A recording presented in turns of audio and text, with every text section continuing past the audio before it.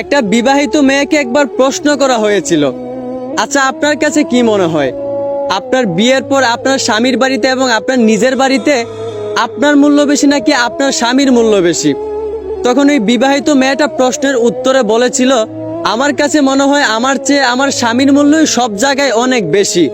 কারণ আমি দেখেছি, আমি আর আমার স্বামী যখন আমার স্বামীর বাড়িতে খেতে বসতাম, তখন দেখতাম আমার শাশুড়ি মাছের বড় পিসটা আমার স্বামীর প্লেটে দিত।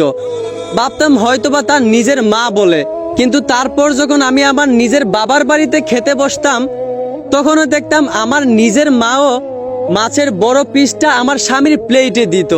ঠিক তখনই আমি বুঝতে পারলাম যে একটা মেয়ে বিবাহিত হওয়ার পর তার স্বামীর মূল্যই সব জায়গায় অনেক বেশি থাকে, তার মূল্য সব জায়গায় এতটাও থাকে না। আসলে মেয়েদের জীবনটা অনেক অদ্ভুত। পরিবারের বড় মেয়েটাও একটা সময় অন্য একটা পরিবারের ছোট বউ হয়। পরিবারের যত্নে থাকা মেয়েটাও একটা সময় অন্য একটা পরিবারে বিয়ে হয়ে অবহেলায় পড়ে রয়। বাবা মায়ের আদরের রাজকন্যাটাও একটা সময় অন্য একটা পরিবারে বিয়ে হয়ে চাকরানি হয়ে রয়। এই জন্যই বলি ভাই, মেয়েদেরকে সম্মান করা উচিত। আশা করি বুঝতে পারছেন। ধন্যবাদ।